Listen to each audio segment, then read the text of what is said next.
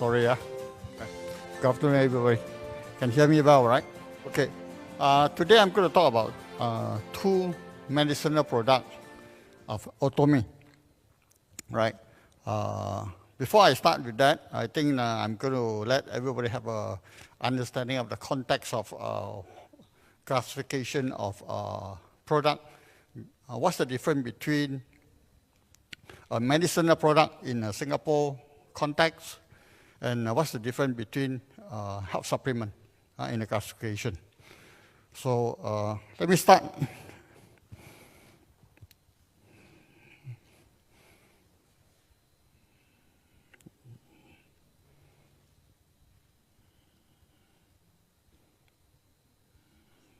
Okay, right.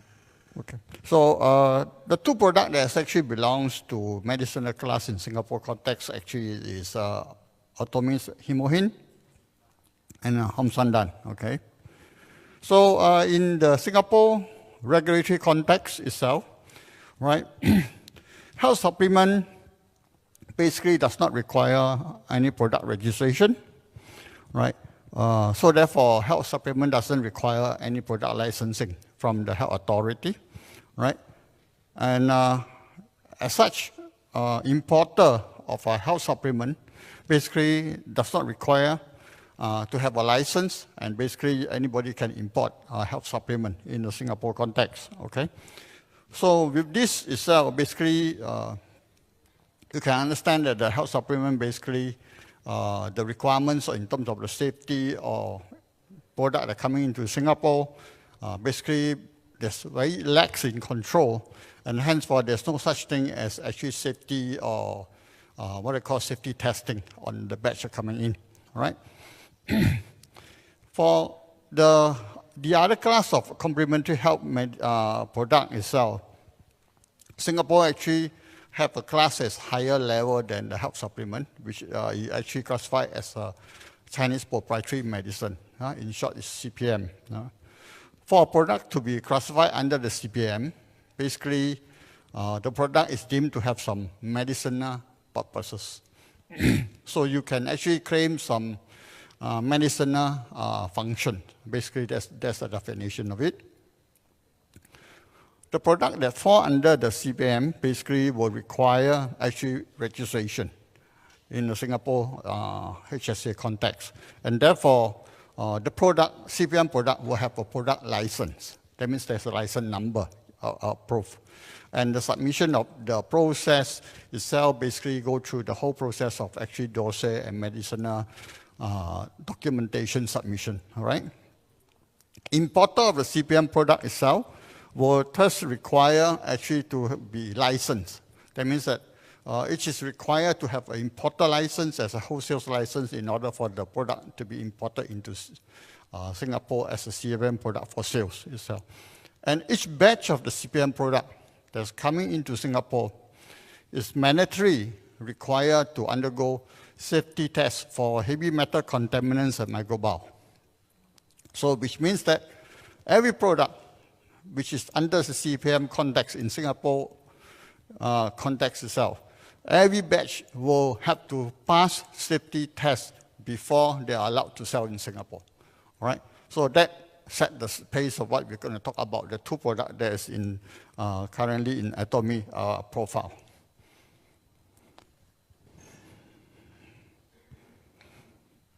Okay. Let's talk about the first product, which is Hemohin. I think everybody is aware Hemohin is the top product, selling product in Atomy, all right? So it's Atomy's leading product, and if you talk about Atomy, and if you talk about product representation, I think Hemohin is a synonym to Atomy, okay? So it is important, of course, that as the chairman have said, all right, if you want to be successful in Atomy, all right, you have to be familiar with product. I can tell you that. If you are not familiar with Hemohin, your chances of success is not going to be high, right? So Hemohin is the top selling product, and you should master it. But in mastery of Hemohin, it's not just knowing how to say Hemohin is good for everything. Hemohin is a medicine, so I'm going to tell you exactly who are the people that is suitable to take Hemohin and benefit from Hemohin, who are the people that should be very careful about taking hemohin, right? And what other conditions when you take hemohin you should be more careful about, right? So recently we have an issue with hemohin from Hong Kong Health Department. I think everybody is well aware of the episodes that's going on. And hemohin have just actually recently been reinstated in Singapore for selling. So I will give you some background about the scientific basis of why hemohin is actually currently released and re-allowed for selling in Singapore. Okay, hemohin is a medicine, as I mentioned. So if you look at it itself, you can see that in any CPM product, a medicinal product in Singapore, the labeling is particularly, you can actually check. First, the importer must be clearly specified. Not only the manufacturer, but also the importer is there. So my company basically is an importer representing Atomy hemohin product. As an importer, we hold the license, and basically we are the licensee itself. So in any case, just to mention, the responsibility of importer is that if anything wrong with hemohin, government will come to my company, not Atomy yet. My company will be the first one responsible for the hemohin product. We can see from there. Now, other than that itself, actually, in every CPM product, there is a label indicated in there. And you can see at the bottom, the gray area, the box itself, that is actually a mandatory label that is indicating the product is a CPM product itself. So down, I think you can see, down there, the gray area, the bottom one, allowed for use as a science proprietary medicine. So this gives you a very good indication that if you go to the market, right, if you find that any product is considered as a medicinal product, you should find that label, right, in the product label itself, okay? Now, as I mentioned, every batch of hemohin, when imported into Singapore, it will be subjected to safety regulatory testing, right? And every batch has to pass the testing before it's allowed for sales, right? So this is the assurance of the safety of the product in Singapore for the CPM product. Okay, now, a short story about hemohin. I think everybody knows the background. Hemohin basically is developed primarily for people who are working in the nuclear power plant, right? And actually it's used as a supplementation that's for them to actually protect them from the nuclear radiation as a result of the working environment. So in short, basically, actually, it is actually anti-radiation product. It's a product that developed based on the premises that actually it will help people who are in there subject to intense radiation risk environment, and it's used as a supplementation to protect them from the radiation, all right? Hemohin, in short, stands for hemo, which is actually hemoglobin, right? HIM, the big capital of H stands for hemoporosis, I stands for immune, and M stands for modulation. So if, in short, actually hemohin is a representation of the function of the product, which means that actually it's a blood formation and immune regulation product. So this is very clearly defined as a short form of hemohin, right? So if you understand where hemohin comes from, you should understand the function of hemohin very clearly, because it is basically a blood formation and immune regulatory compound, all right? Okay, look at the ingredient composition. I would not have to go into the technical part of it, but basically I think the famous 3 ingredients that's in the hemohin side are basically the agaricus, which is actually tang gui, all right? Selenium officinae, which is actually the chuanxiong, and then also actually the Peonia japonica, which is actually paisao. These 3 are the classic herbal ingredient from the TCM, right? If you look at the traditional Chinese medicine pharmacopoeia in there, you'll find that these 3 are the classic herbal compound. They are the compound that's well in use for centuries, If you look at it itself, I'm going to draw a parallel for everybody. Hemohin actually is very similar in its constituent with a very famous TCM formulation, which is called 四物汤, 四物汤, 四味 soap, okay? Now, if you look at it itself in the TCM Suwu soap itself, it is actually a very classic hematorosis tonic, okay? For centuries, this Suwu Tang has been used for actually treatment of a blood deficiency, right? And actually, if you look at the composition of hemohin, which is actually the Tang Gui, Bai Sao, Chuan Xiong, the three products in there on the red side, you can see. If you compare with the Suwu soap itself, actually they have exactly the same ingredient, except the Suwu soap have additional one ingredient, which is actually the salted, additional one. That's the only difference in there. All right. Now for Suwu soap itself, modern TCM context itself has been used to treat condition that is like anemia, all right, low blood count, as well as menstrual irregularity. So if you look at the similarity between the two formulations, you can also basically draw a parallel in terms of hemohin's application. So hemohin's pharmacological property and application can be very similar to Suwu Tang, right? So it actually can be used and particularly relevant for people who are suffering from anemia, all right, or low blood count, and particularly suitable for women who are having menstrual irregularity. So these are the typical application of hemohin as well. Okay, just look at hemohin from the modern pharmacological context itself. Right, I derived the hemohin's pharmacology from the actually 18 published paper from NCBI. Right, NCBI is one of the most top renowned medicinal database in the world. All right, and from there, from this 18 published paper, I summarized the pharmacological function of hemohin for your understanding. Basically, hemohin is an antioxidant, right? It have anti-fatigue function. It's actually able to generate blood. You have immune modulation function. You have anti-inflammation function. You have anti-radiation function, and actually it's also anti-diabetic. So these are the summarized pharmacological function from the 18 published paper that's in NCBI. Okay, so let's go straight into the benefits of hemohin then, right? What are hemohin is suitable for what types of people and what are benefits? First, hemohin will help improve the blood count.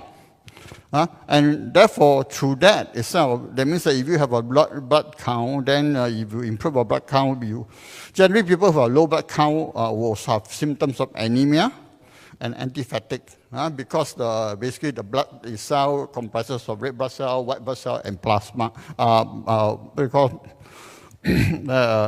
and all other compound cells. But as far as concerned itself, the red blood cell very often related to actually anemic conditions itself. All right.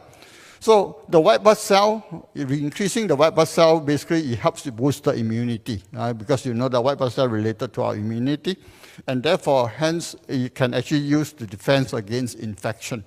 Okay, infection. And of course, both the white blood cell and red blood cells, actually the raise of red blood cell and white blood cell itself also helps to actually alleviate the side effects due to the radiation, which basically destroy the red and white blood cell as well. Okay. What hemohin then can do? That means basically what hemohin is suitable. Hemohin actually can be used as a complementary therapeutic for low immunity. All right. It helps to strengthen your body's immunity, so hence prevent you from getting infection, right? And it benefits for a person who are suffering from immunity deficiency diseases like cancer, AIDS patient, and singles. Okay, these are inherent immune deficiency diseases itself. So you will benefit people who are suffering from low immunity, that you actually strengthen the immunity. Okay. Hemohin also is useful and it can be as a complementary therapeutic for low blood count, right? So it benefits to relieve people who are having symptoms of anemia, all right? Basically, this is particularly talking about the low blood count of red blood cell, okay? But remember, the anemia is a general term for low red blood cell. But there are certain generic red blood anemic condition that is not not considered to be actually the general anemia due to red blood cell, like thalassemia and sickle cell anemia. So hemohin is suitable for these types of people, but effectiveness of it itself basically is unknown. It's unknown because these types of anemia basically are generic and due to the defects of the red blood cell itself. So even if you increase the red blood cell in the body, the effectiveness, the defects of the red blood cell doesn't change anyway. So therefore, doesn't necessarily give you the right benefits itself. Now, one condition that you all must be aware, right? Because hemohin basically is a blood-generating compound, right? So it is not a wise bird. In fact, it's contraindicated for people having bleeding disorder, right? Person who are having bleeding disorder should not take hemohin because it will make his condition get worse. Okay? Okay. Because a lot of members, in fact, have approached me as well, and they ask questions about hemohin, and most of them actually have also given hemohin for cancer patients. Right? So I want to just particularly take this opportunity just to delve in a bit on how hemohin is applied for cancer patient itself. All right? Now, okay, the hemohin on hand cancer patient can be looked at from two contexts of cancer treatment. One of them actually is the radiation therapy. Right? In cancer treatment, cancer therapy is one of the modalities very commonly used. Right? And what are the problems of having a radiation therapy treatment? What are the side effects? Basically, for short-term, radiation therapy basically will basically destroy your blood cell. So basically, you also destroy your bone marrow blood forming function, and henceforth, it affects you having a low blood count issue. So in this case, the short-term side effect actually is fatigue and low blood count. This is actually the immediate side effect of the radiation therapy, all right? Localized-wise, if the area that has been radiated, you actually will have other side effects. For instance, if your radiation is on the abdominal or pelvic area, you will have diarrhea, all right? And if you have, when it's on the joints, on your chest, all that, you will have actually stiff joint and muscle pain in the area that's radiated. Long-term, actually, you have problems with those organs that has been radiated itself. Right? So if you have lungs and heart actually been radiated, you will have actually heart failure or lung problem as you go on for long-term side effect. Lymph nodes itself, your radiation long-term, you will have water retention and so on and so forth. All right. So radiation causes side effect, and therefore you also reduce your blood count. So remember. Chemotherapy is another modality in cancer treatment, very common and very often is the first line of internal medicine for cancer treatment. What chemotherapy do is basically act on the mechanism of our fast-growing blood cell, right? Our body fast-growing cell in our body are basically the blood cell, our hair, our mucosal membrane cell. These are the typical cell that's very similar to a cancer cell, which is fast-growing, all right? So chemotherapy basically acts on that mechanism and actually try to cut those cells that's fast-growing one down. That means they kill those cells, right? As a result, the chemotherapy drugs also will cause damages to the normal fast-growing cell. And hence, for having a low blood count is the effect of the chemo drugs mechanism by default, right? So very often you'll find that a lot of chemotherapy patients will suffer a low blood count problem, right? What do you mean by low blood count? Basically, in the blood, we have actually the red blood cell, the white blood cell, as well as the plasma. What do you call platelet? Platelet, we call it platelet, okay? So if you have a low red blood cell, you will suffer from anemia, all right? You have a low white blood cell, you suffer low immunity, right? If you have low platelet itself, you will suffer from the risk of internal bleeding, uncontrolled bleeding, okay? So these are the consequences of actually low blood count and the risk. Okay, hemohin in cancer treatment. Hemohin actually is very effective as an adjuvant therapy for cancer treatment because it actually can alleviate the cancer side effect. Surgery, cancer surgery, resulting in loss of blood, so obviously hemohin can actually help it to recuperate faster. Similarly, chemotherapy and radiation therapy also cause a reduction in the blood count. And hence, hemohin can help to normalize your blood count. So remember, the hemohin is not treating the cancer. Hemohin is, in this instance, used as an effective adjuvant for what? For alleviating the side effect result from the cancer treatment. Okay? So there's a very clear distinction in terms of treatment as well as supporting and alleviating the side effect. So if you look at it from hemohin application, right? Hemohin actually basically as a medicine, you can also use it as a supplementation.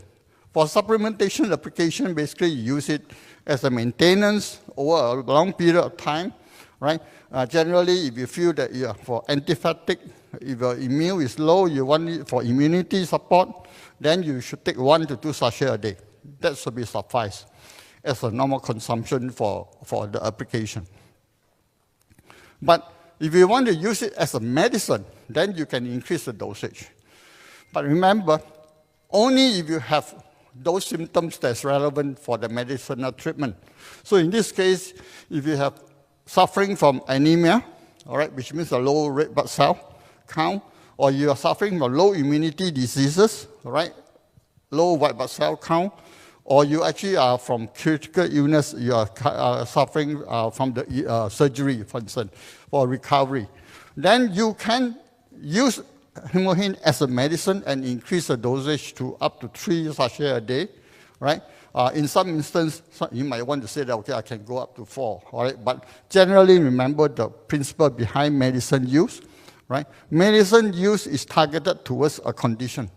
If the symptom is relieved, then the medicine should stop, right? It's the same, right? For you, if you take a Panadol, it's for a fever, right? When the fever subsides, you stop Panadol, right? Same thing, same principle apply. If you take hemohin at higher than the normal recommended dosage, right? Take it for the purpose of the targeted symptom, and if the symptom is normalized, revert it back to normal dosage, all right? That is a very important clinical practice in all medicine, as well as if you take supplement. Remember this guideline. Who should seek professional advice before taking hemohin? As I say, bleeding disorder, you should not take, all right? Pregnant ladies, nursing mother should not take hemohin.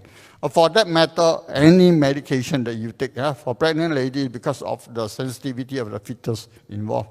So you should not take any medication unless you are telling by the doctor, right? So don't self-medicate when you are actually pregnant or you are actually breastfeeding as well.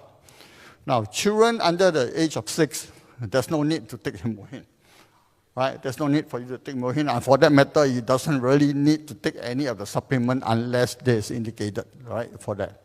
So remember, these are the group of people should be avoiding taking hemohin. Okay? Who should take with caution? People with hypertension, especially if your hypertension is uncontrolled.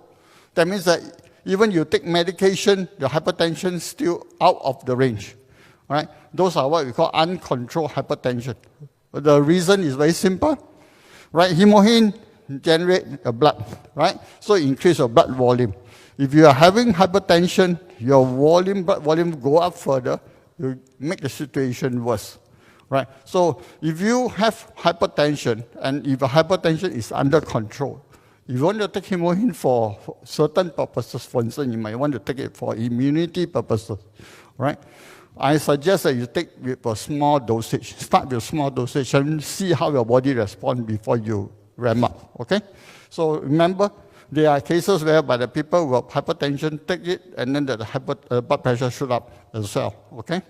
So people with poor kidney function, people with poor liver function should also taking hemohin with caution, right? And there's no need for you to take hemohin if you do not need to take it for your immunity or your low blood count purposes, right? Now, remember, a lot of people ask me, can I take hemohin when I have a liver condition? Actually, they mean that can hemohin cure the liver diseases? The answer is no.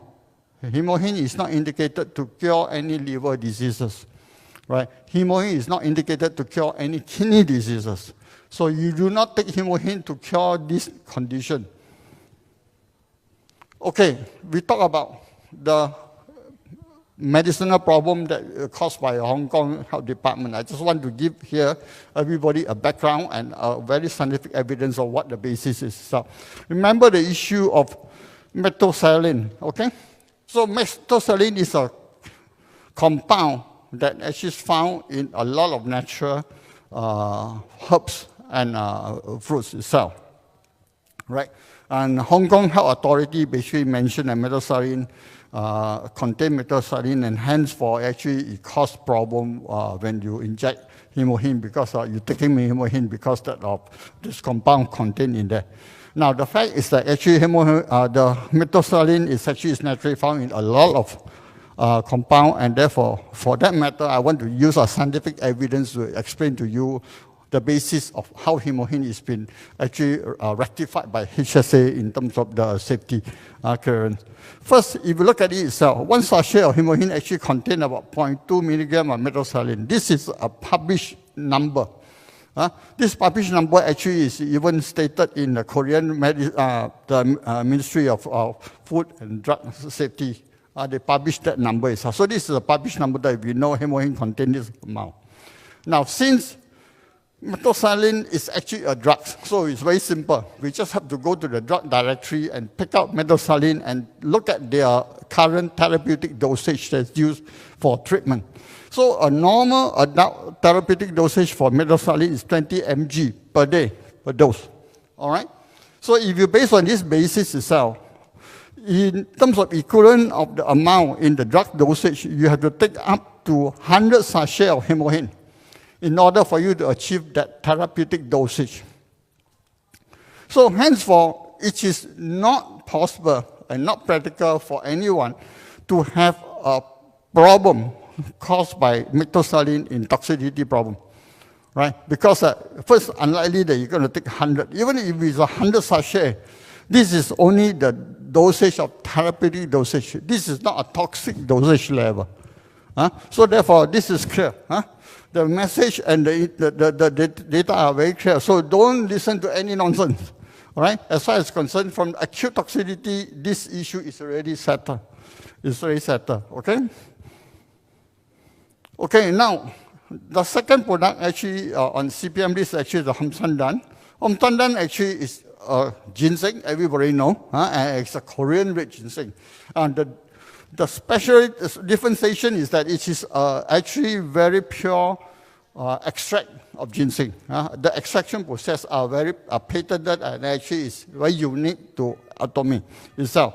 Now, I don't have to tell you about what ginseng can do, but I'm going to tell you that, right?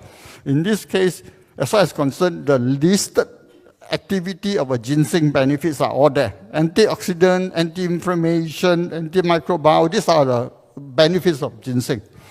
Now, the application is very wide-ranging, right? And even you have actually some what they call anti-cancer activities so far in the ginseng itself. Okay?